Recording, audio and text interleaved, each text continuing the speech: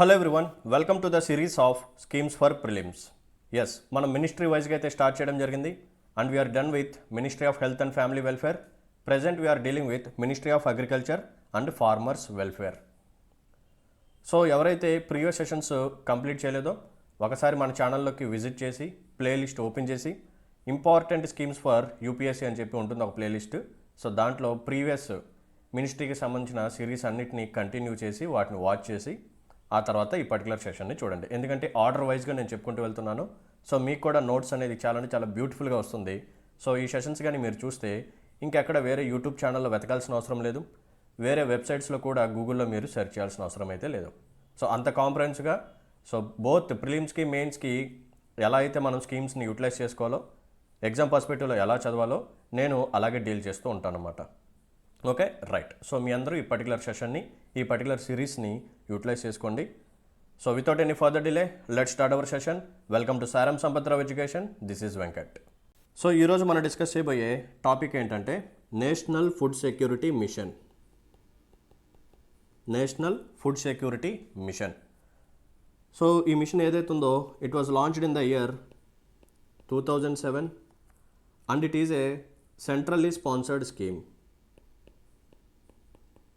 It is a centrally sponsored scheme. అంటే both central government as well as state government వీళ్ళిద్దరూ funding అనేది వేసుకుంటారన్నమాట. ఓకేనా? So central government, state government ఇద్దరు funding వేసుకొని ఈ పర్టికులర్ మిషన్ని ఇంప్లిమెంట్ చేస్తూ ఉంటారు. అసలు ఈ మిషన్ ఎందుకు తీసుకొచ్చారంటే యాక్చువల్గా ఏం జరిగిందంటే ఇండియాలో పాపులేషన్ ఏదైతే ఉందో ఇది ర్యాపిడ్గా పెరుగుతుంది. అవునా? మన ఇండియాకి ఇప్పుడు ప్రజెంట్ పాపులేషన్ అనేది బాగా గ్రో అవుతుంది అండ్ వరల్డ్లోనే మనం ఇంకా ఆల్మోస్ట్ ఫస్ట్ ప్లేస్కి వచ్చేసాం పాపులేషన్ వైజ్గా. సో పాపులేషన్ పెరిగినప్పుడు ఖచ్చితంగా నీడ్ అనేది పెరుగుతుంది. దేని యొక్క నీడ్? ఫుడ్ కన్జంప్షన్ అనేది పెరుగుతుంది. సో దీన్ని సాటిస్ఫై చేయాలంటే ఖచ్చితంగా మన ఇండియాలో ప్రొడక్షన్ కూడా పెరగాలి కదా, అవునా? సో ఫుడ్ ప్రొడక్షన్ కూడా మనం ఇంక్రీజ్ చేయాలి. మన ఇండియాలో ఈ ఫుడ్ ప్రొడక్షన్ ఏదైతే ఉందో ఇట్ బికేమ్ స్టాగ్నెంట్గా ఉండిపోయింది. సో ప్రొడక్టివిటీ అనేది పెరగట్లా, ఓకేనా? క్వాంటిటీ అనేది పెరగట్లా, బట్ పాపులేషన్ మాత్రం పెరిగిపోతుంది. డిమాండ్ ఫర్ కన్జంప్షన్ ఏదైతే ఉందో అది ఇంక్రీజ్ అవుతుంది, బట్ సప్లై మాత్రం అలాగే స్టాగ్నెంట్గా ఉండిపోయింది. సో ఇప్పుడు మనం ఏం చేయాల్సి వస్తుంది? We have to import. మనం మన యొక్క నీడ్స్ని సాటిస్ఫై చేయాలంటే మనం ఏం చేసుకోవాలి? ఇంపోర్ట్ చేసుకోవాలి. సో ఇంపోర్ట్స్ బాగా పెరిగిపోయాయి. సో ఇంపోర్ట్ బిల్లు కూడా పెరిగిపోతుంది. So it leads to A burden on forex reserves మీద ఎక్కువగా బర్డెన్ పడుతుంది. So over a period of time మన యొక్క కరెన్సీ మీద కూడా డెప్రిషియేషన్ ఎఫెక్ట్ అయితే పడే ఛాన్స్ ఉందన్నమాట. So indirectly it is leading to food insecurity. మనం ఏం చేయాలి? ఫుడ్ ఇన్సెక్యూరిటీ నుంచి we have to become food security. So అందుకని చెప్పి we launched a program called National Food Security Mission. ఓకేనా?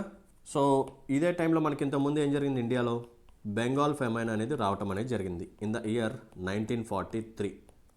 సో ఈ బెంగాల్ ఫెమైన్ ద్వారా ఆల్మోస్ట్ ఎంతమంది చనిపోయారంటే 2 to 3 million పీపుల్ చనిపోయారనమాట. Starvation, hunger deaths. సో తర్వాత ఏం జరిగింది? 1960sలో మనం ఏం చేసామంటే షిప్ టు మౌత్ కాన్సెప్ట్ జరిగింది. సో మనం ఏంటంటే ఫుడ్ గ్రెయిన్స్ని పర్చేస్ చేసే స్థితిలో కూడా లేము, మన దగ్గర అమౌంట్ కూడా లేదనమాట. సో ఆ టైంలో మనకి యునైటెడ్ స్టేట్స్ హెల్ప్ చేసిందనమాట. సో దానికి సంబంధించిన షిప్స్ ద్వారా మనకి ఫుడ్ గ్రెయిన్స్ అనేది డిస్ట్రిబ్యూట్ చేసింది. ఆ వచ్చిన ఫుడ్ గ్రెయిన్స్ మొత్తం మనం తీసుకెళ్ళిపోయి ప్రజలకే డిస్ట్రిబ్యూట్ చేసేసాం. అంత భయంకరమైన పరిస్థితి. సో దాన్ని మనం ఫుడ్ ఇన్సెక్యూరిటీ అంటాం. సో అటువంటి పొజిషన్ నుంచి ప్రజెంట్ మనం ఫుడ్ సెక్యూరిటీగా మారాము అంటే so it is a great journey. చాలా అప్ అండ్ డౌన్స్ ఉంటాయి, చాలా హర్డిల్స్ ఉంటాయి, చాలా కష్టాలు ఉంటాయి. సో ఇటువంటి స్కీమ్స్, ఇటువంటి ప్రోగ్రామ్స్ తీసుకురావడం ద్వారానే మనం ప్రజెంట్ ఉన్న పొజిషన్కి రీచ్ అవుతాం. Present yes we all know that India become the 5th largest economy world వైడ్గా. ఎస్. సో ఫుడ్ సెక్యూరిటీ అంటే ఏంటి? సో ఇది కూడా మీరు తెలుసుకోండి. అసలు యాక్చువల్గా ఫుడ్ సెక్యూరిటీ అంటే ఏంటి? మనం పద్దాక ఫుడ్ సెక్యూరిటీ, ఫుడ్ ఇన్సెక్యూరిటీ అంటాం కదా. సో యాక్చువల్గా ఫుడ్ సెక్యూరిటీ అంటే ఏంటంటే యునైటెడ్ నేషన్స్ వాళ్ళు ప్రొవైడ్ చేసిన డెఫినేషన్ ప్రకారం సో ఫుడ్ ఏదైతే ఉందో it should be available. Food ఏదైతే ఉందో ఇది అందరికీ అవైలబుల్గా ఉండాలి, పాయింట్ నెంబర్ 1. అండ్ ఈ ఫుడ్ ఏదైతే ఉందో it should be accessible. It should be accessible to every one. Food అనేది అందరికీ యాక్సెసిబుల్గా ఉండాలి, అఫోర్డబుల్గా ఉండాలి. అండ్ ఈ పర్టికులర్ ఫుడ్ ఏదైతే ఉందో దీన్ని అందరూ యూటిలైజ్ చేసుకోవాలన్నమాట. యూటిలైజేషన్ అంటే ఓ పర్టికులర్ నాలెడ్జ్ అనేది ఉండాలి. ఓకేనా? సో ఎలా ఈ పర్టికులర్ ఫుడ్ని మనం కన్జ్యూమ్ చేసుకోవాలి, what are the benefits, so దీన్ని మనం పర్ఫెక్ట్గా యూటిలైజ్ చేసుకోవాలి. అండ్ ఈ పర్టికులర్ ఫుడ్ ఏదైతే ఉందో ఇట్ షుడ్ బి స్టేబుల్, అందరికీ కాన్స్టెంట్గా స్టేబుల్గా అవైలబుల్గా ఉండాలి. సో ఫుడ్ అందరికీ అవైలబుల్గా ఉండాలి, యాక్సెసిబుల్గా ఉండాలి, ఆ ఫుడ్ని మనం యూటిలైజ్ చేసుకోవాలి. అండ్ ఆ అవైలబిలిటీ ఏదైతే ఉందో ఇట్ షుడ్ బి స్టేబుల్. ఒక 5 years అవైలబుల్గా ఉండి తర్వాత మళ్ళీ స్టాగ్నెంట్, తర్వాత మళ్ళీ ఇన్సెక్యూరిటీ, తర్వాత మళ్ళీ అవైలబిలిటీ, ఇలా ఉండకూడదు. ఫుడ్ అనేది అందరికీ కాన్స్టెంట్గా అవైలబుల్గా ఉండాలన్నమాట. So this is the definition of food security. Yes. So ఈ పర్టికులర్ మిషన్లో భాగంగా గవర్నమెంట్ ఆఫ్ ఇండియా ఏం చేసిందంటే what is the main objective ఏంటంటే what is the main objective of this particular programme ఏంటంటే government of India is going to increase the production of wheat యొక్క ప్రొడక్షన్ని increase చేయబోతుంది, రైస్ యొక్క ప్రొడక్షన్ని ఇంక్రీజ్ చేయబోతుంది, పల్సెస్ యొక్క ప్రొడక్షన్ ఇంక్రీజ్ చేయబోతుంది, అండ్ కోర్స్ సీరియల్స్ ఏవైతే ఉన్నాయో వీటి యొక్క ప్రొడక్షన్ కూడా ఇంక్రీజ్ చేయబోతుంది. నథింగ్ బట్ దీంట్లోకి మిల్లెట్స్ కూడా వస్తాయి. ఇంటర్నేషనల్ ఇయర్ ఆఫ్ మిల్లెట్స్ని కూడా మీరు తర్వాత దీన్ని కరెంట్ అఫైర్స్లోకి లింక్ చేసుకోవచ్చు. Multi dimensional approach. సార్ ఎలా ఇంక్రీజ్ చేయబోతుంది, ఇంక్రీజ్ చేస్తుంది అంటున్నారు కదా, ఎలా అంటే ఈ పర్టికులర్ రైస్ కానీ వీట్ కానీ పల్సెస్ కానీ ఈ కోర్సు సీరియల్స్ ఏవైతే ఉన్నాయో వీటిని ప్రొడ్యూస్ చేసే ఏరియా ఏదైతే ఉందో దాన్ని ఎక్స్పాండ్ చేయబోతుంది అనమాట. ఓకేనా?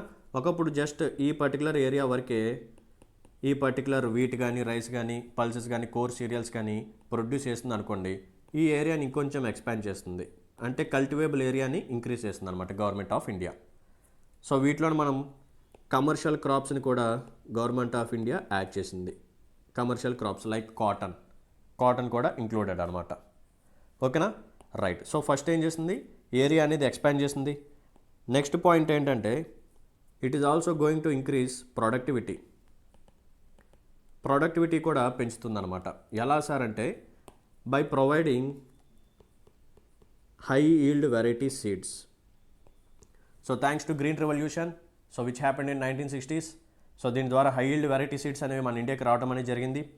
సో ఈ హై ఈల్డ్ వెరైటీ సీడ్స్ ఏవైతే ఉన్నాయో వీటిని మనం యూజ్ చేయడం ద్వారా ఈ ప్రొడక్టివిటీని మనం ఇంక్రీజ్ చేసామన్నమాట. Okay, right. అండ్ ఇంకో పాయింట్ ఏంటంటే government of India is going to restore soil fertility.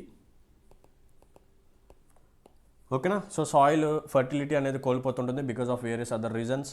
So ఎక్కువగా ఎక్సెసివ్గా ఫర్టిలైజర్ స్ప్రే చేయడం కానీ ఎక్కువగా ఎక్సెసివ్గా పెస్టిసైడ్ స్ప్రే చేయడం, సో ఇలా because of some wrong practices ద్వారా సాయిల్ అనేది ఫర్టిలిటీ కోల్పోతుంది. సో కోల్పోయిన ఫర్టిలిటీని సాయిల్కి మళ్ళీ తిరిగి రీస్టోర్ చేస్తుందన్నమాట. అండ్ ఎంప్లాయ్మెంట్ ఆపర్చునిటీస్ కూడా క్రియేట్ చేస్తుంది government of India. And farmers యొక్క ఇన్కమ్ని కూడా పెంచడానికి ట్రై చేస్తూ ఉంటుంది. So these are the objectives of this particular mission called national food security machine.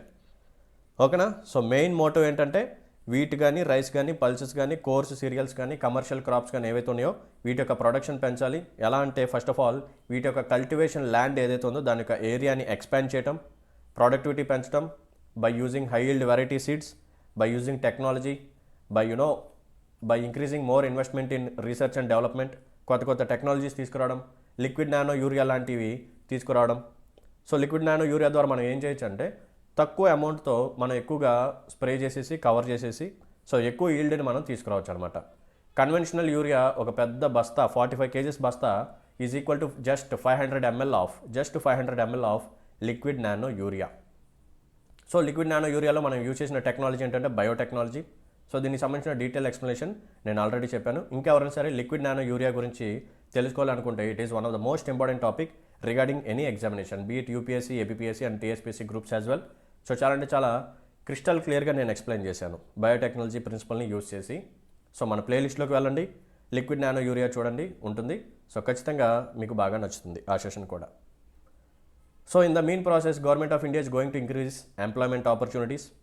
Yes, మనం ఎప్పుడైతే రీసెర్చ్ అండ్ డెవలప్మెంట్ మీద ఎక్కువగా ఇన్వెస్ట్మెంట్ చేస్తుంటామో, సో అగ్రికల్చర్ రిలేటెడ్ కాలేజెస్ ఎక్కువగా మనం స్టార్ట్ చేయడం కానీ, దీనికి సంబంధించిన రీసెర్చ్ అండ్ డెవలప్మెంట్ సెంటర్స్ మీద ఎక్కువగా ఇన్వెస్ట్మెంట్ చేయడం. సో ఈ ప్రాసెస్లోనే ఖచ్చితంగా చాలామందికి ఎంప్లాయ్మెంట్ ఆపర్చునిటీస్ వస్తూ ఉంటాయి అన్నమాట. సో ఇలా ఎప్పుడైతే ఫార్మర్కి తక్కువ ఇన్పుట్ కాస్ట్తో, సో గుర్తుపెట్టుకోండి, లిక్విడ్ నానో యూరియా ఏదైతే ఉందో it is cheaper than conventional urea. ఇప్పటి వరకు మనం యూజ్ చేసే యూరియా ఏదైతే ఉందో దానికంటే ఈ లిక్విడ్ నానో యూరియా యొక్క ప్రైస్ అనేది చాలా అంటే చాలా తక్కువ అనమాట. సో ఇప్పుడు ఏం జరుగుతుంది, రైతు యొక్క ఇన్పుట్ కాస్ట్ అనేది తగ్గుతుంది, ఆటోమేటిక్గా ఆ రైతుకి యొక్క ఇన్కమ్ అనేది పెరుగుతుంది. సో ఇలా మల్టిపుల్ టార్గెట్స్ అనేది పెట్టుకుందనమాట, మల్టిపుల్ ఆబ్జెక్టివ్స్ అనేది పెట్టుకుంది government of India. So national food security machine దీని కింద కొన్ని సబ్మిషన్స్ లాగా లాంచ్ చేసింది. జస్ట్ నేమ్స్ తెలిస్తే చాలు, వీటిని మనం మెయిన్స్లోకి రాసుకోవచ్చు అనమాట. సో వాటి పేర్లు ఏంటంటే national food security mission for rice and national food security mission for wheat and national food security mission for pulses, national food security mission for course serials, national food security mission for commercial crops, national food security mission for oil seeds. మనం ఏంటంటే ఎక్కువగా edible ఆయిల్స్ని, palm ఆయిల్స్ని బయట నుంచి import చేసుకుంటూ ఉంటాం from countries like Indonesia and Philippines.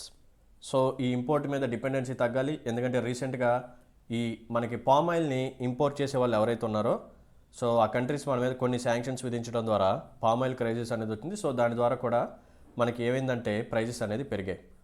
So ఈ oil seeds కానీ palm oil production కానీ మన ఇండియాలో ఇంక్రీజ్ చేయాలి. సో వేరే కంట్రీస్ మీద డిపెండెన్సీ తగ్గించుకోవాలని చెప్పి మనం ఇలా మల్టిపుల్ టార్గెట్స్ అనేది పెట్టుకుంటూ వచ్చాం. So what is the structure? Sir objectives అన్నీ బాగానే ఉన్నాయి, మిషన్స్ అన్నీ బాగానే ఉన్నాయి, అసలు ఈ పర్టికులర్ ప్రాజెక్ట్ ఏదైతే ఉందో దీనికి సంబంధించిన స్ట్రక్చర్ ఎలా ఉంటుంది ఇది మనం తెలుసుకుందాం. సో దీంట్లో 3 లెవెల్స్ ఆఫ్ ఇంప్లిమెంటేషన్ ఉంటుంది. నేషనల్ లెవెల్లో ఒక బాడీ, స్టేట్ లెవెల్లో ఒక బాడీ, డిస్ట్రిక్ట్ లెవెల్లో ఒక బాడీ ఉంటుందన్నమాట. ఓకేనా? సో వాటి నేమ్స్ కూడా చెప్తాను, జాగ్రత్తగా నోట్ డౌన్ చేసుకోండి. సో నేషనల్ లెవెల్లో ఉన్న బాడీ పేరు ఏంటంటే జనరల్ కౌన్సిల్ అని చెప్పి ఒకటి క్రియేట్ చేశారు. అండ్ దీని యొక్క చైర్మన్ ఎవరంటే యూనియన్ అగ్రికల్చర్ మినిస్టర్.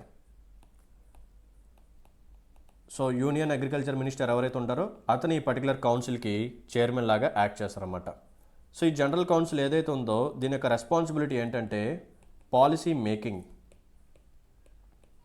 ఈ నేషనల్ ఫుడ్ సెక్యూరిటీ మిషన్ ఏదైతే ఉందో దీనికి సంబంధించిన పాలసీ ఏదైతే ఉందో దీన్ని తయారు చేసే రెస్పాన్సిబిలిటీ ఈ జనరల్ కౌన్సిల్ది అనమాట. ఓకేనా? So this is point number 1. So next మనం స్టేట్ లెవెల్కి వద్దాం. స్టేట్ లెవెల్ ఎందుకంటే మనందరికీ తెలుసు అగ్రికల్చర్ అనేది స్టేట్ సబ్జెక్ట్ కాబట్టి, సో కోఆపరేషన్ అనేది స్టేట్ నుంచి ఖచ్చితంగా ఉండాలి. సో అందుకని స్టేట్స్ని కూడా ఎక్కువగా ఇంక్లూడ్ చేసుకుంటూ ఉంటుందన్నమాట ప్రతి ప్రాజెక్ట్లో. ఎవరు? Government of India. So state లెవెల్లో క్రియేట్ అయిన బాడీస్ ఏంటంటే state food security mission executive committee. ఓకేనా? So there is a committee called state food security mission executive committee.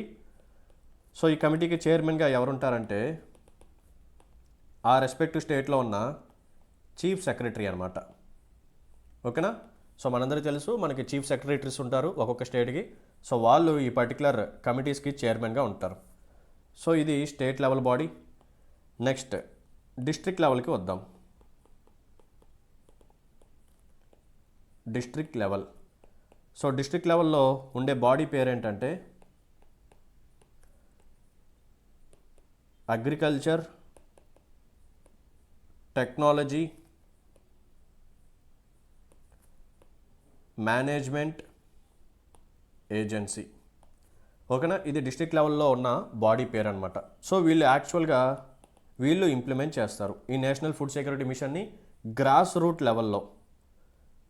లెవెల్లో ఇంప్లిమెంట్ చేసే బాడీ ఏంటంటే ఈ డిస్ట్రిక్ట్ లెవెల్లో ఉన్న బాడీ అనమాట, agriculture technology management agency. So ఇలా గవర్నమెంట్ ఆఫ్ ఇండియా ఈ నేషనల్ ఫుడ్ సెక్యూరిటీ మిషన్ని ఇంత బ్యూటిఫుల్గా డిజైన్ చేసి నేషనల్ లెవెల్లో ఒక బాడీని, స్టేట్ లెవెల్లో కొన్ని బాడీస్ని, డిస్ట్రిక్ట్ లెవెల్లో కొన్ని బాడీస్ని క్రియేట్ చేసి ఇలా మనం ప్రాపర్గా ఇంప్లిమెంటేషన్ చేయడం, సెంటర్కి స్టేట్ మధ్య కోఆర్డినేషన్ ప్రొవైడ్ చేసి ఓవరాల్గా ఇండియాకి ఫుడ్ సెక్యూరిటీని ప్రొవైడ్ చేయాలి, ఫార్మర్స్ యొక్క ఇన్కమ్ని పెంచాలి, ప్రొడక్టివిటీ పెంచాలి, అండ్ మనకున్న ఈ పాపులేషన్ గ్రోత్ యొక్క నీడ్స్ ఏవైతే ఉన్నాయో, ఫుడ్ కన్జంప్షన్ నీడ్స్ ఏవైతే ఉన్నాయో వాటిని మనం సాటిస్ఫై చేసి వేరే కంట్రీస్ మీద డిపెండెన్సీని రెడ్యూస్ చేసుకొని ఇంపోర్ట్స్ మీద బర్డెన్ని మనం రెడ్యూస్ చేసుకొని ఎక్కువగా ఇంపోర్ట్స్ చేసుకోకుండా మనమే ఎక్స్పోర్ట్ చేసేలాగా ఆ పొజిషన్కి రావాలి. ప్రజెంట్ మనం బాస్మతి రైస్ కానీ, కాటన్ని కానీ, లేకపోతే ఆనియన్స్ కానీ వేరే కంట్రీస్ కూడా ఎక్స్పోర్ట్ చేస్తూ ఉంటాం. సో అప్పుడప్పుడు రీసెంట్గా మనం బాస్మతి రైస్ యొక్క ఎక్స్పోర్ట్ని బ్యాన్ చేసాం. అప్పుడు వేరే కంట్రీస్ కూడా సఫర్ అయ్యాయి. ఇమాజిన్ చేసుకోండి, ఒకప్పుడు మనం వేరే కంట్రీస్ నుంచి ఇంపోర్ట్ చేసుకున్నాం, ఫెమైన్స్, డ్రాట్స్ ద్వారా బాగా ఎఫెక్ట్ అయ్యి. బట్ ఇప్పుడు మనం వేరే కంట్రీస్కి ఎక్స్పోర్ట్ చేస్తున్నాం. సో ఇండియా అనేది అంత బాగా గ్రో అయింది. సో దానికి గల కారణాలు ఏంటంటే ఇలా బ్యూటిఫుల్ ప్రాజెక్ట్స్ అనమాట, ఇలా beautiful schemes and projects. So government of India కానీ రెస్పెక్ట్ ఇంకా ఎవరైనా సరే ఇటువంటి స్కీమ్స్ కానీ తీసుకొస్తూ ఉంటే చాలా అంటే చాలా బాగుంటాయి. So with this we completed our discussion on national food security mission. So మీ అందరికీ నాకు ఎక్స్ప్లెనేషన్ నచ్చిందని అనుకుంటున్నాను. సో చాలా అంటే చాలా కాంప్రహెన్స్గా డీటెయిల్గా మీకు చెప్పడం అనేది జరిగింది. సో మీకు కానీ నాకు ఎక్స్ప్లెనేషన్ కానీ నచ్చినట్టయితే please hit the like button and మీ యొక్క వాల్యుబుల్ కామెంట్ని మెన్షన్ చేయండి. ఇంకా ఎవరైనా సరే మన ఛానల్ని సబ్స్క్రైబ్ చేసుకునే వాళ్ళు ఉంటే please to subscribe. Okay, right. Before ending our session there is a small announcement. మన ఇన్స్టిట్యూట్లో మనం ప్రొవైడ్ చేసే యూపీఎస్సీ 0 to Zenith కోర్స్ ఏదైతే ఉందో ప్రజెంట్ దీని మీద దివాళీ ఆఫర్ అయితే నడుస్తుంది. సో యాక్చువల్ కోర్స్ ప్రైస్ వచ్చేసరికి 50,000. దీన్ని మనం జస్ట్ 30,000కి అయితే ప్రొవైడ్ చేయడం జరుగుతుంది. ఒకేసారి 30,000 కానీ పే చేయలేకపోతే యూ కెన్ పే 5,000 ఈఎంఐ. ఇలా 6 months కానీ పే చేస్తే ఈ బ్యూటిఫుల్ కోర్స్ మీ చేతిలో ఉంటుందన్నమాట. సో ఈ కోర్స్ యొక్క హైలైట్స్ వచ్చేసరికి this course comes with life time validity. ఒకసారి పర్చేస్ చేస్తే చాలు మీకు లైఫ్ టైమ్ యాక్సెస్ అనేది ఉంటుంది. ఈ కోర్స్ ఏదైతే ఉందో మీకు లైవ్ ప్లస్ రికార్డెడ్ వర్షన్తో వస్తుందన్నమాట. కావాలనుకుంటే లైవ్ క్లాసెస్ అటెండ్ అవ్వచ్చు, లేదా రికార్డెడ్ క్లాసెస్ని ఎన్నిసార్లు అయినా చూడొచ్చు. అండ్ సిలబస్ ఏదైతే ఉందో చాలా అంటే చాలా కాంప్రహెన్సివ్గా కవర్ చేస్తాం for prelims, mains and interview. So 3 roundsకి కావాల్సిన గైడెన్స్ కానీ, సిలబస్ కానీ, స్ట్రాటజీ కానీ మొత్తం ఫ్యాకల్టీ మీకు ప్రొవైడ్ చేయడం జరుగుతుంది. అండ్ మీకు పీడిఎఫ్ నోట్స్ కూడా ప్రొవైడ్ చేస్తుంటాం. కరెంట్ అఫైర్స్ మీద ఫోకస్ కూడా ఎక్కువగా ఉంటుంది. మన యూట్యూబ్ ఛానల్లో మేము కరెంట్ అఫైర్స్ సెషన్స్ చేస్తుంటాం, నేను కానీ, సారం సార్ కానీ.